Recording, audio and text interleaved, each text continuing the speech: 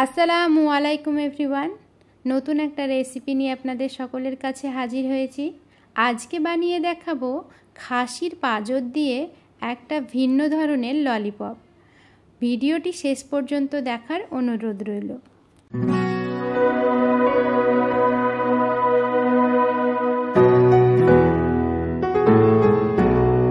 খাসির পাঁজরের ললিপপ বানানোর জন্য প্রথমে আমি খাসির পাঁজরগুলোকে কেটে নিয়েছি। এরকম লম্বা লম্বা করে যেটা থাকে সেটাকে ভালোভাবে কেটে মাংসগুলোকে একটা ছুরির সাহায্যে এক জায়গায় নিয়ে এসেছি। আপনারা ভিডিও দেখে বুঝতে পারছেন নিশ্চয় এটা কিভাবে করেছি। দোকানে গিয়ে পাঁজরের অংশগুলো বড় সাইজের কেটে ছুরি দিয়ে এইভাবে আপনারা কেটে নিতে পারেন বাড়িতে, কিংবা দোকানে গিয়ে বললেও আপনাকে এইভাবে লম্বা লম্বা করে সাইজ করে দেবে। এবার পাঁজরগুলোকে ভালোভাবে ধুয়ে পরিষ্কার করে একটা প্রেসার কুকারে দিয়ে দিচ্ছি। প্রথমে সবগুলোকে প্রেসার কুকারের মধ্যে ভালোভাবে সাজিয়ে দিলাম। এরপরে দিচ্ছি 4 চামচ মতো পেঁয়াজ বাটা,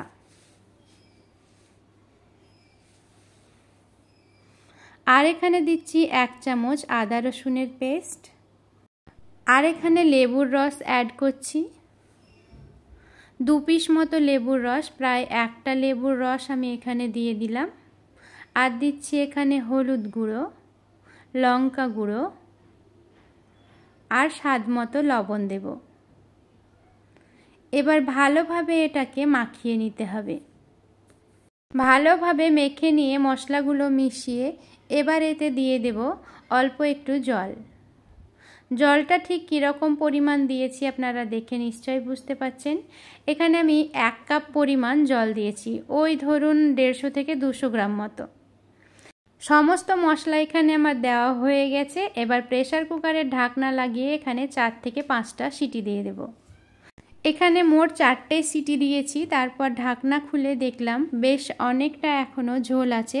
এই মুহূর্তে গ্যাসটাকে অন করে দিয়ে প্রেসার কুকারটাকে খোলা রেখেই বাকি যে ঝোলটা আছে সেটা শুকিয়ে নিতে হবে। এই 4টে সিটি আর এখন যে জাল হচ্ছে তাতেই কিন্তু আমাদের মাংসটা আর হাড়গুলো প্রপার সেদ্ধ হয়ে যাবে। এইভাবে জাল করে সমস্ত ঝোলটা আমি শুকিয়ে নেব। নাড়াচাড়া করে ঝোলটা শুকিয়ে গেলেই একটা পাত্রে এই খাসির পাঁজরগুলোকে তুলে নেব। লক্ষ্য রাখতে হবে এইগুলো যেন ভেঙে না যায়, মাংসগুলো হাড় থেকে বেরিয়ে না যায়, তাহলে কিন্তু দেখতে ভালো লাগবে না। আর খাবার খাওয়ার প্রতি যে আকর্ষণটা সেটা কিন্তু অনেকটা দেখার সৌন্দর্যের উপরেও আসে। অবশ্যই কিন্তু দেখতেও সুন্দর হতে হবে। এবার এগুলোকে ম্যারিনেট করে নেওয়ার জন্য দিচ্ছি গোলমরিচ গুঁড়ো, জিরে গুঁড়ো, গরম মশলার গুঁড়ো 1/2 চা চামচ, আর দিচ্ছি বেসন 2 থেকে 3 চামচ। এবার ভালোভাবে এটাকে মাখিয়ে নিতে হবে হালকা হাতে, যেন মাংসগুলো জোরে জোরে মাখাতে গিয়ে খুলে না যায়, আবার সমস্ত মাংসতে যেন সমস্ত মশলাগুলো ঠিকঠাকভাবে লাগে। আমার এই ভিডিও দেখার আগে কারা কারা এই মাটন পাঁজরের চপ বা চাপ খেয়েছেন তারা কিন্তু অবশ্যই কমেন্টে জানাবেন। এবার এখানে আরও 1 চামচ মতো টক দই দিয়ে দিলাম। এবার টক দই দিয়ে ভালোভাবে এটাকে ম্যারিনেট করে রেখে দেব প্রায় আধা ঘন্টা কিংবা 1 ঘন্টার মতো। হাতে কম বেশি যেমন সময় থাকবে ঠিক সেই রকম সময়ে আপনারা ম্যারিনেট করে রাখবেন। আমি এখানে আধা ঘন্টা পরে ভাজতে চলে এসেছি। ভাজার জন্য এখানে আমি প্রথমে একটা কড়াই চাপিয়ে নিয়েছি, তাতে দিয়ে দিচ্ছি সাদা তেল। একদম যে ডুবো তেলে ভাজতে হবে এরকম কোনো ব্যাপার নেই, মোটামুটি একটা মিডিয়াম তেল দিয়ে আমরা ভাজবো। ভিডিও লক্ষ্য করুন, তাহলে বুঝতে পারবেন আমি ঠিক কতটা তেল দিয়েছি। তেল গরম হলে একটা একটা করে মাটনের পাঁজরগুলো বা মাটন চাপগুলো আমি ভেজে নিচ্ছি। মিডিয়াম আঁচে এগুলোকে ভেজে নেব। এখানে সেদ্ধ হওয়ার জন্য বিশেষ টাইম দিতে হবে এর কোনো ব্যাপার নেই, এটা আগে থেকেই প্রপার সেদ্ধ করা আছে। এবার বাইরে থেকে চটপটা আর ক্রিস্পি হবে, আর ভেতরটা অনেকটা জুসি হবে। খেতে কিন্তু দারুণ হয়।